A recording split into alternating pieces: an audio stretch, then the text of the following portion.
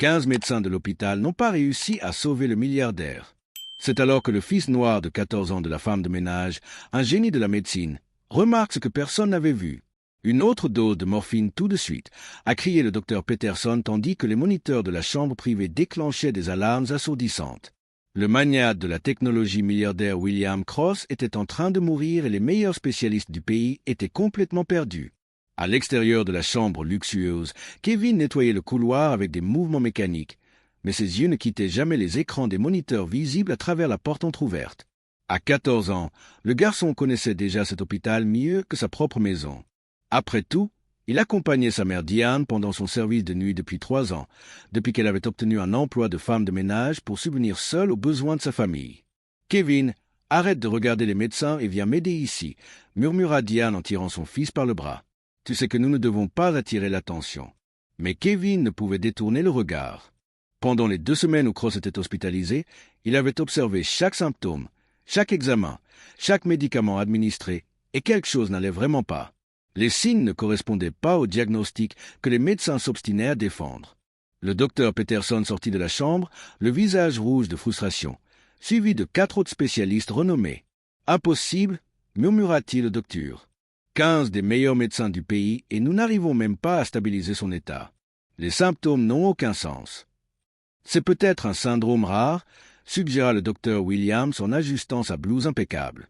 Quelque chose que seuls les médecins européens ont déjà vu. Kevin serra les poings. Il cherchait des zèbres alors qu'ils avaient des chevaux justes devant eux. Au cours des 3 années passées aérées dans les couloirs, il avait dévoré tous les livres médicaux abandonnés dans la bibliothèque de l'hôpital. Mémorisé tous les manuels de procédure trouvés dans les poubelles, assisté à des centaines d'opérations à travers les fenêtres des salles d'opération. Sa mère disait toujours qu'il était différent. Depuis son plus jeune âge, Kevin mémorisait les encyclopédies médicales comme d'autres enfants mémorisaient les jeux vidéo. Mais ici, différent signifiait invisible. Le fils de la femme de ménage noire n'avait pas son mot à dire dans les discussions médicales. « Maman » murmura Kevin. « Je sais ce que Cross a. Les médecins le soignent complètement à tort. » Diane cessa de nettoyer et regarda son fils avec un mélange de fierté et d'inquiétude. « Kevin, mon chéri, tu es brillant, mais ce n'est pas le lieu pour. Les 5 nerfs crâniens sont compromis. Perte progressive de la coordination motrice, mais les examens neurologiques sont normaux. » Continua Kevin ignorant l'interruption. Il recherche une maladie neurologique alors qu'il devrait enquêter sur une intoxication. Les yeux de Diane s'écarquillèrent. Elle connaissait suffisamment son fils pour savoir quand il ne faisait que spéculer et quand il avait découvert quelque chose de réel. Et à ce moment-là, la certitude dans la voix de Kevin l'effrayait. Pendant que les médecins se réunissaient en conférence d'urgence au bout du couloir, Kevin regarda une infirmière administrer une nouvelle dose du médicament qui, selon lui, était en train de tuer lentement Cross. Son cœur s'emballa.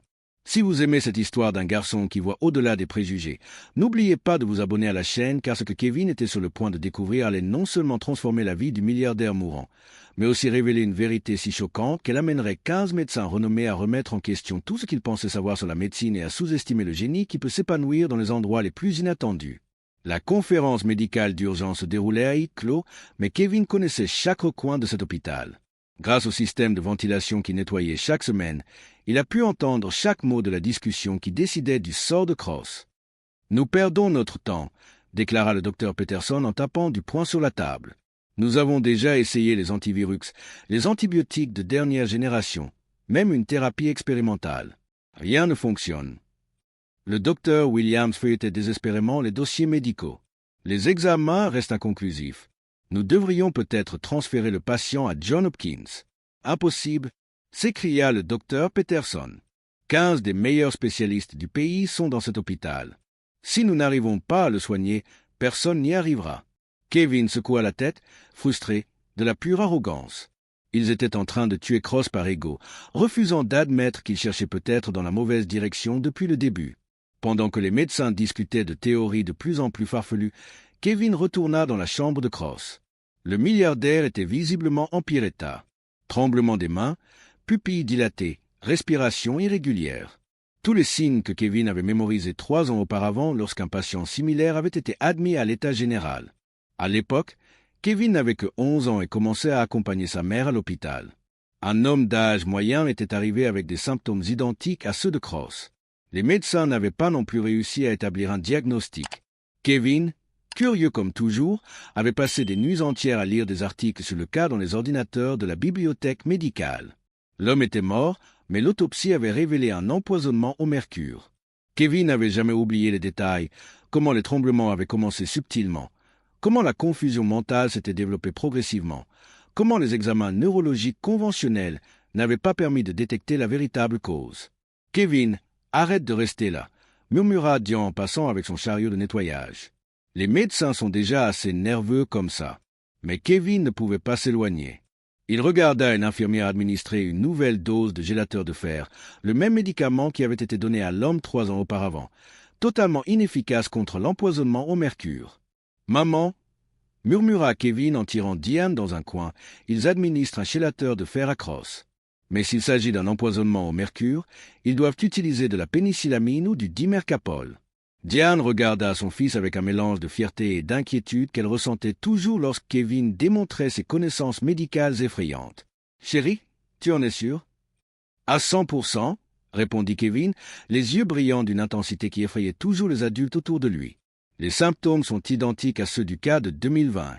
Patient Timothy Walchamp 312. Tremblement progressif, confusion mentale mais IRM cérébrale normale. Mercure organique, probablement du méthylmercure.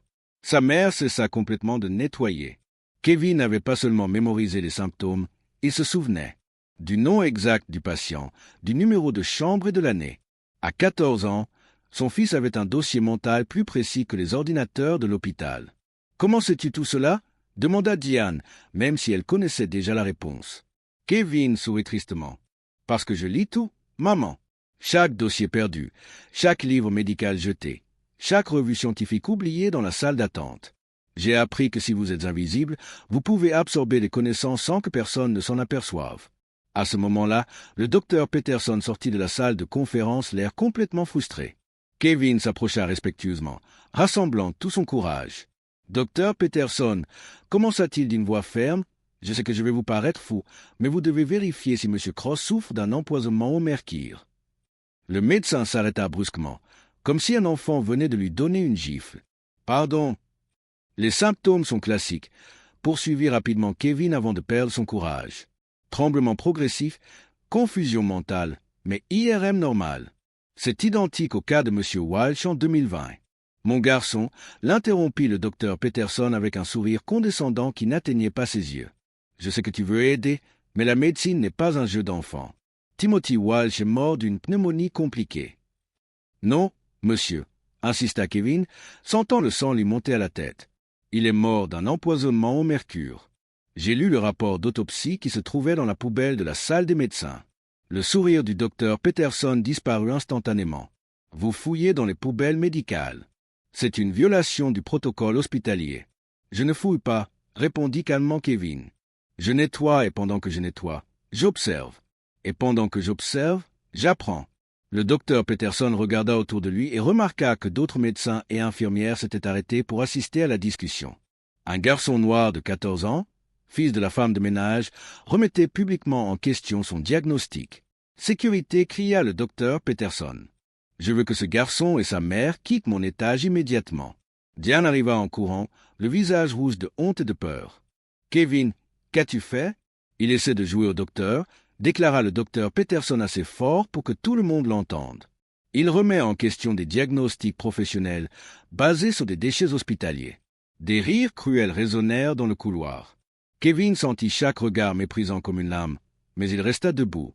Il avait appris très tôt que montrer sa faiblesse ne faisait qu'alimenter les prédateurs. « Docteur Peterson, » dit Kevin avec un calme qui surprit même sa mère. Si vous ne faites pas de test de mercure dans les 12 prochaines heures, William Cross va mourir et vous devrez expliquer à la famille pourquoi vous avez ignoré cette possibilité. Le médecin devint violet de rage. Est-ce une menace? Une observation médicale, répondit Kevin en regardant droit dans les yeux cet homme qui avait 3 fois son âge et 15 fois plus de diplômes basés sur des preuves que vous avez choisi d'ignorer. Le gardien arriva prêt à escorter Kevin et Diane dehors. Mais avant qu'ils ne puissent être expulsés, une alarme stridente retentit dans le couloir. Cross s'était pris de convulsions. Alors que les médecins couraient désespérément pour stabiliser le milliardaire mourant, Kevin murmura à sa mère. « 12 heures, maman. » S'ils ne font pas de test de mercure dans les 12 heures, nous devrons prendre des mesures drastiques. Diane regarda son fils, voyant dans ses jeunes yeux une détermination qui l'effrayait et l'inspirait à la fois. Kevin n'était pas seulement un garçon brillant. C'était un jeune homme qui avait appris à voir à travers l'invisibilité sociale absorber les connaissances dans les espaces que la société réservait aux personnes comme eux. Et maintenant, pour la première fois de sa vie, Kevin était prêt à utiliser ses connaissances d'une manière que personne ne pourrait ignorer. Ce que ces médecins arrogants ne savaient pas, c'est que sous-estimer un génie invisible venait de devenir la plus grande erreur de leur carrière et peut-être la dernière erreur que Cross leur permettrait de commettre avec sa vie. 4 heures après la crise de Cross, tout l'hôpital vibrait d'une tension palpable. Kevin observait à travers la petite fenêtre circulaire de la porte, tandis que 15 médecins se relayaient autour du lit du milliardaire, tous avec des expressions de désespoir mal dissimulées. « Nous sommes en train de le perdre », murmura le docteur Williams au docteur Peterson dans le couloir. « Les symptômes s'aggravent de manière exponentielle si nous ne découvrons pas la cause dans les prochaines heures. » Le docteur Peterson l'interrompit d'un geste brusque. « Je ne veux pas entendre de défaitisme. Nous sommes les meilleurs médecins du pays. Un gamin gâté des bidonvilliers ne va pas nous donner des leçons de médecine. » Kevin ressentit chaque mot comme une gifle, mais il resta concentré. Il avait appris que la colère sans stratégie n'était qu'un gaspillage d'énergie. Au fil des années passées à accompagner sa mère à l'hôpital, Kevin avait développé quelque chose que les médecins avec leur diplôme coûteux n'avaient jamais eu. La capacité de devenir complètement invisible lorsque cela était nécessaire. Pendant que les médecins discutaient de théories de plus en plus farfelues, Kevin glissa dans les couloirs comme une ombre. Son premier arrêt fut la bibliothèque médicale où, au cours des 3 dernières années, il avait mémorisé pratiquement tous les livres de toxicologie disponibles. Mais maintenant il avait besoin de quelque chose de plus spécifique. Kevin, une voix douce l'interpella alors qu'il feuillait un manuel sur les urgences toxicologiques. C'était Jennifer Chen, une interne de 3e année qui avait toujours été gentille avec lui et sa mère. « Que fais-tu ici ?» ?»« J'ai appris qu'il y avait eu un incident avec le docteur Peterson. » Kevin regarda autour de lui pour s'assurer qu'ils étaient seuls. « Docteur Chen, puis-je vous faire confiance ?» La jeune médecin sembla surprise par la formalité et le sérieux du garçon. « Bien sûr. Kevin, que se passe-t-il ?»« Cross est en train de mourir d'un empoisonnement au mercure, » dit Kevin sans détour. « Les symptômes sont identiques à ceux du Kawaj de 2020. Tremblement progressif, confusion mentale, IRM normale. Ils lui administrent un chélateur de fer, mais ils doivent utiliser de la pénicillamine ou du dimercaprol. » Le docteur Chen resta silencieuse pendant un long moment, analysant le visage déterminé du garçon. À 26 ans, elle était assez jeune pour se souvenir de l'époque où elle était également sous-estimée par les médecins plus âgés. « Kevin, en es-tu absolument certain ?»« À 100%, répondit Kevin en ouvrant le livre à la page exacte sur l'intoxication au mercure. « Regardez, les symptômes correspondent parfaitement et j'ai une théorie sur la façon dont le mercure pénètre dans son organisme. » La médecin se pencha pour examiner le texte, impressionné par la précision des connaissances de Kevin. « Comment savez-vous tout cela ?»« J'ai appris en lisant, en observant, en absorbant tout ce que je pouvais, » expliqua Kevin. « Quand on est invisible, les gens parlent devant vous comme si vous n'existiez pas. J'ai appris plus de médecine en 3 ans que beaucoup d'internes en plusieurs années d'études. » Le docteur Chen acquira lentement. « Que voulez-vous que je fasse ?» J'ai besoin d'accéder au dossier complet de Cross des 3 derniers mois, y compris les visiteurs et les articles personnels qu'il utilise régulièrement, dit Kevin, les yeux brillants d'une intensité qui effrayait toujours les adultes. Et j'ai besoin que vous m'aidiez à recueillir des preuves sans que le docteur Peterson ne le sache. Pendant qu'ils discutaient, Kevin expliqua sa théorie. Quelqu'un empoisonnait systématiquement Cross à travers ses produits personnels. Au cours de ses observations, il avait remarqué que Cross utilisait chaque jour le même dentifrice importé, la même lotion après arasage et le même médicament contre les maux de tête. N'importe lequel de ces produits aurait pu être contaminé avec du mercure organique, expliqua Kevin. L'absorption serait progressive, provoquant une intoxication lente mais mortelle. Le docteur Chen le regardait avec une admiration grandissante. « Kevin, c'est brillant. Mais si vous avez raison, nous parlons d'une tentative de meurtre. » « Exactement, confirma Kevin. C'est pourquoi j'ai besoin de preuves solides avant de confronter à nouveau le docteur Peterson. La première fois, il m'a humilié publiquement. La prochaine fois, j'aurai des preuves qu'il ne pourra pas ignorer. » À ce moment-là, une infirmière passa en courant dans le couloir. Urgence dans la chambre de Cross. Il fait une nouvelle crise. Kevin et le docteur Chen se précipitèrent dans la chambre où ils trouvèrent une scène de panique contrôlée. Cross avait des convulsions intermittentes. Sa peau avait pris une teinte grisâtre et les moniteurs affichaient des signes vitaux dangereusement instables. « Encore 50 mg de dispam !» cria le docteur Peterson. « Et augmentez la dose de chélateur de fer. »« Dr Peterson, dit le docteur Chen en s'approchant prudemment, nous devrions peut-être envisager d'autres possibilités. Les symptômes ne répondent pas au traitement actuel. » Docteur Chen l'interrompit le docteur Peterson d'un regard glacial. « J'espère que vous n'avez pas été influencé par les fantasmes de ce gamin. La médecine n'est pas démocratique. L'expérience compte plus que les théories d'un enfant. » Kevin observait depuis l'extérieur de la chambre, les poings serrés de frustration. Chaque minute perdue était une minute de vie en moins pour Cross. Alors que les médecins poursuivaient leur traitement inefficace, Kevin prit une décision qui allait tout changer. Pendant le changement d'équipe des infirmières, Kevin réussit à accéder à la chambre de Cross. Avec des mouvements précis et silencieux, il photographia tous les produits personnels du milliardaire avec son téléphone portable. Lotion après rasage, dentifrice, médicaments, même le savon importé. Mais c'est en examinant le tube de dentifrice que Kevin sentit son cœur s'accélérer. Le produit avait une couleur légèrement différente de la normale, une teinte argentée presque imperceptible. À l'aide d'une petite spatule en plastique trouvée dans la salle de bain, Kevin préleva un minuscule échantillon et le conserva dans un petit récipient qu'il avait emprunté au laboratoire. « Que faites-vous » Une voix autoritaire résonna derrière lui. Kevin se retourna lentement et vit le docteur Peterson à la porte, accompagné de 2 agents de sécurité de l'hôpital. « Je recueille des preuves, » répondit calmement Kevin. « Des preuves ?» Le docteur Peterson rit avec dédain. « Mon garçon, tu délires. Agent de sécurité, faites sortir immédiatement ce mineur de la chambre et appelez sa mère. Je vais discuter avec la direction des mesures disciplinaires à prendre. » Mais avant que les agents de sécurité n'aient pu bouger, le docteur Chen apparut dans l'embrasure de la porte. « Docteur Peterson, nous devrions peut-être écouter ce que Kevin a à dire. Après tout, l'état de Cross se détériore rapidement avec le traitement actuel. » Docteur Chen, le docteur Peterson se tourna vers elle, les yeux enflammés. « Votre carrière dans cet hôpital pourrait être en jeu si vous continuez à soutenir ce cirque. » Kevin fit un pas en avant tenant le petit récipient contenant l'échantillon. « Docteur Peterson, dans 12 heures, Cross sera mort si vous continuez le traitement actuel. Mais si vous testez cet échantillon pour détecter la présence de mercure, vous trouverez des concentrations mortelles. »« C'est ridicule, » déclara le docteur Peterson, mais Kevin remarqua une hésitation presque imperceptible dans sa voix. « Alors faites le test, » défia Kevin en tendant le récipient. « Si je me trompe, je ne remettrai plus jamais en question un diagnostic médical.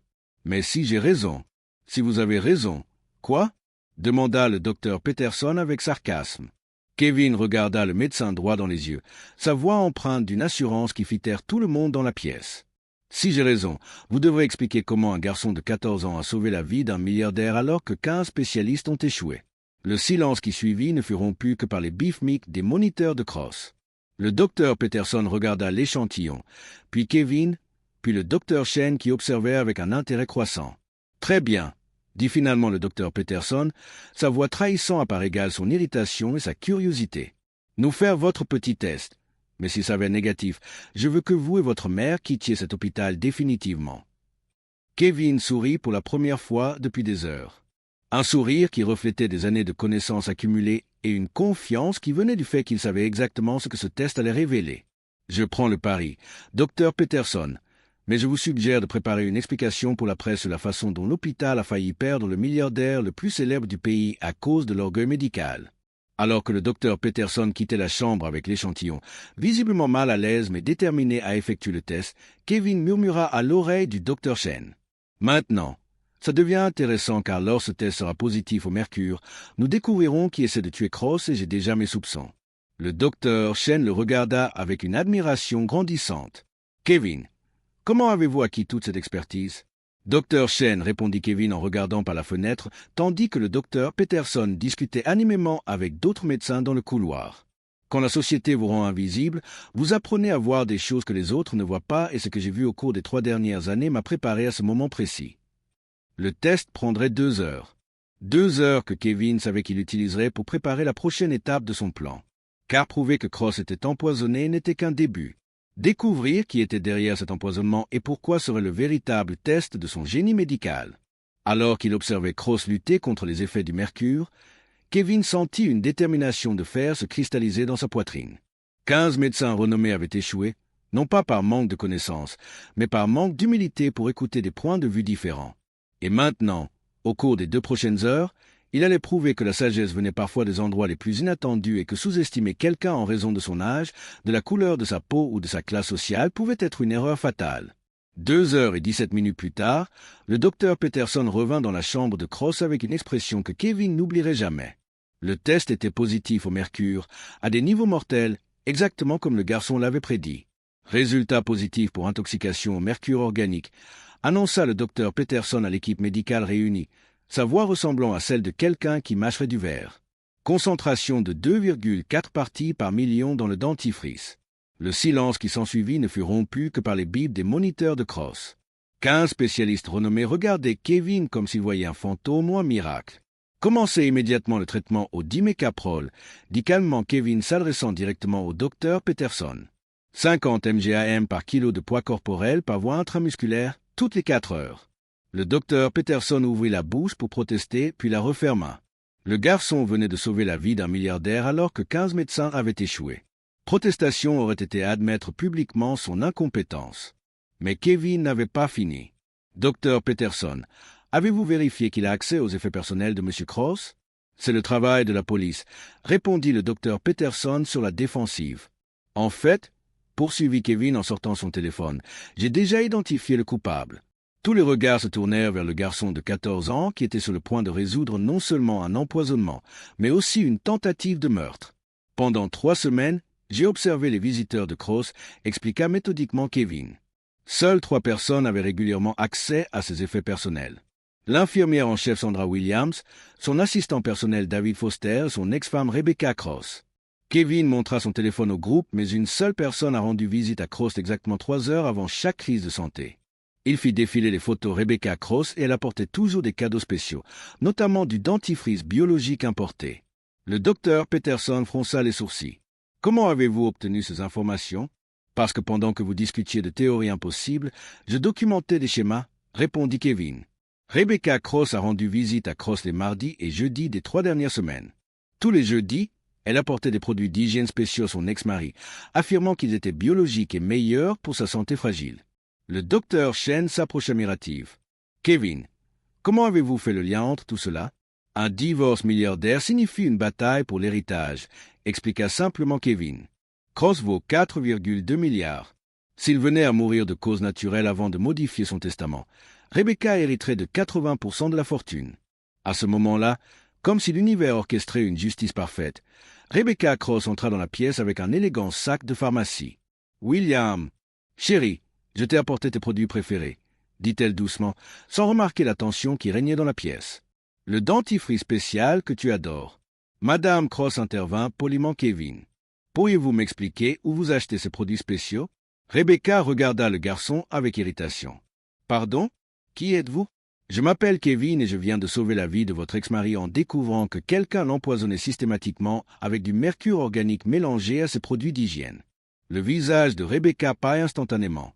Ses mains tremblèrent presque imperceptiblement lorsqu'elle saisit le sac. « C'est absurde, » balbutia-t-elle. « Je n'ai jamais. »« Madame, vous travaillez comme chimiste industriel depuis 15 ans, » poursuivit Kevin sans relâche.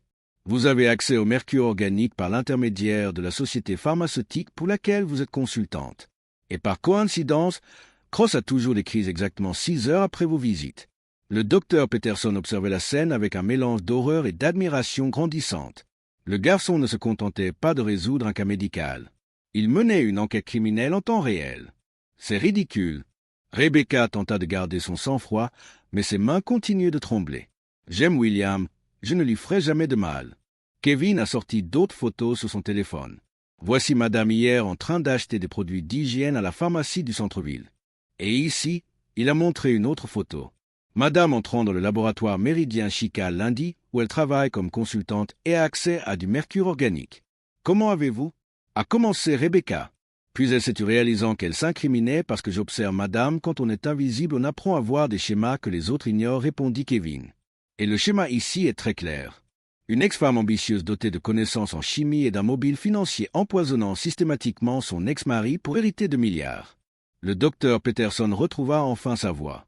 Sécurité appelait la police immédiatement. Rebecca laissa tomber le sac dont le contenu se répandit sur le sol. Son masque d'épouse aimante avait complètement disparu, révélant le désespoir de quelqu'un qui savait qu'il avait été découvert. « Vous ne pouvez rien prouver » cria-t-elle. « C'est votre parole contre la mienne. » Kevin sourit, le même sourire calme qu'il avait affiché lorsque le docteur Peterson l'avait humilié publiquement. « En fait, madame, j'ai des preuves. » Il montra à nouveau son téléphone. « J'ai tout enregistré. Vos visites, vos horaires, vos achats. » Y compris Kevin marqua une pause dramatique. L'enregistrement de vous en train de mélanger quelque chose au dentifrice de Crossière quand vous pensiez que personne ne vous regardait. Le silence dans la pièce était assourdissant. Rebecca Cross, la femme qui avait tenté de tuer de sang-froid son ex-mari pour de l'argent, était démasquée par un garçon noir de 14 ans que la société avait formé à être invisible. « Impossible » murmura-t-elle. Il n'y avait personne dans le couloir. « Je nettoyais la pièce d'art » expliqua Kevin avec la porte entr'ouverte. Un angle parfait pour tout voir et tout enregistrer. Les jambes de Rebecca se sont dérobées sous elle. Elle s'est appuyée contre le mur, réalisant que son plan parfait avait été détruit par quelqu'un dont elle n'avait même pas remarqué l'existence. Le docteur Peterson regardait Kevin avec une expression mêlant admiration, honte et stupéfaction totale. En moins de 24 heures, ce garçon avait diagnostiqué un empoisonnement que 15 experts avaient manqué, identifié le coupable et recueilli suffisamment de preuves pour obtenir une condamnation. « Kevin, » dit le docteur Peterson doucement, la voix chargée d'émotion, « vous n'avez pas seulement sauvé la vie de Cross. Vous avez résolu une affaire qui aurait pu être le crime parfait. » Alors que la police emmenait Rebecca Cross menottée et que Cross commençait à montrer des signes d'amélioration grâce au traitement approprié, Kevin resta dans un coin de la chambre observant. À 14 ans, il avait prouvé que le génie n'avait ni couleur, ni âge, ni classe sociale. Au centre de cette chambre d'hôpital où régnait auparavant l'arrogance déguisée en expertise médicale, une nouvelle réalité prenait désormais forme, telle une symphonie qui trouve enfin son harmonie après des années de notes dissonantes, prouvant que la véritable sagesse peut s'épanouir dans les endroits les plus inattendus, en particulier lorsque la société tente désespérément de la maintenir invisible. 6 mois plus tard, Kevin marchait dans les mêmes couloirs de l'hôpital, mais cette fois vêtu d'une blouse blanche brodée à son nom, Kevin Beaumont, médecin consultant junior. À 15 ans, il était devenu le plus jeune consultant de l'histoire de l'hôpital, travaillant à temps partiel tout en terminant ses études de médecine accélérée grâce à une bourse d'études complète. Le docteur Peterson, qui l'humiliait auparavant publiquement, le saluait désormais respectueusement dans les couloirs. L'arrogance avait fait place à une humilité forcée.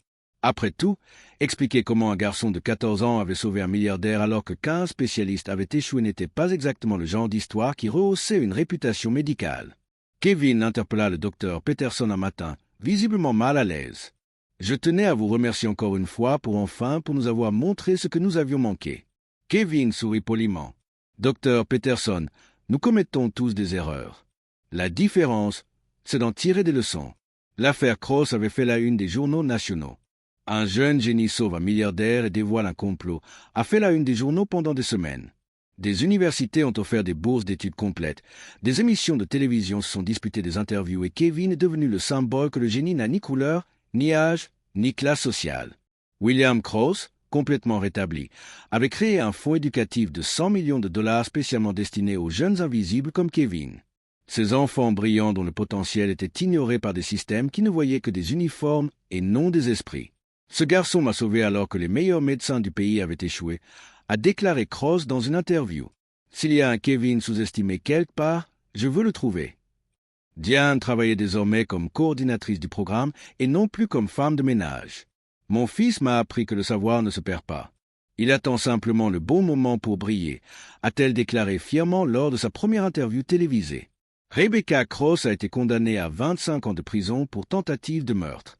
Pendant le procès, lorsqu'on lui a demandé ce qu'elle ressentait d'avoir été démasquée par un adolescent, elle a répondu avec amertume. « Je n'avais même pas remarqué son existence. » Cette phrase est devenue virale, symbolisant la façon dont la société passe à côté de talents incroyables à cause des préjugés et de l'invisibilité sociale. Kevin est resté humble tout au long de sa transformation. Dans ses interviews, il soulignait toujours qu'il avait appris en observant et non parce qu'il était spécial. N'importe qui peut développer ses compétences s'il a accès aux connaissances et à l'opportunité de les appliquer. Aujourd'hui, Kevin étudie la médecine à Harvard à l'âge de 15 ans, mais il retourne régulièrement à l'hôpital où tout a commencé. Non pas en tant que fils invisible de la femme de ménage, mais en tant que consultant respecté qui continue de sauver des vies grâce à son observation aiguë et à ses connaissances appliquées. Le docteur Peterson, quant à lui, ne s'est jamais complètement remis de cette humiliation publique. Bien qu'il ait conservé son poste, il a perdu l'autorité morale dont il jouissait auparavant. Ses collègues lui rappelaient constamment le jour où un garçon noir de 14 ans lui avait enseigné la médecine. L'histoire de Kevin prouve que le véritable génie n'a pas besoin de reconnaissance pour exister. Il attend simplement l'occasion propice pour transformer le monde. Parfois, ce que la société forme à être invisible sont précisément ceux qui voient ce que tous les autres ont manqué. La meilleure vengeance contre les préjugés n'est pas la colère, mais le succès que vos oppresseurs n'auraient jamais imaginé possible. Kevin a transformé son invisibilité en super-pouvoir, l'ignorance des autres en opportunité pour lui-même, et a prouvé que sous-estimer quelqu'un sur la base de son apparence peut être la plus grande erreur que vous puissiez commettre dans la vie. Si cette histoire de dépassement de soi vous a inspiré, abonnez-vous à la chaîne pour découvrir d'autres récits qui montrent comment la véritable justice se fait lorsque le talent trouve l'occasion de briller.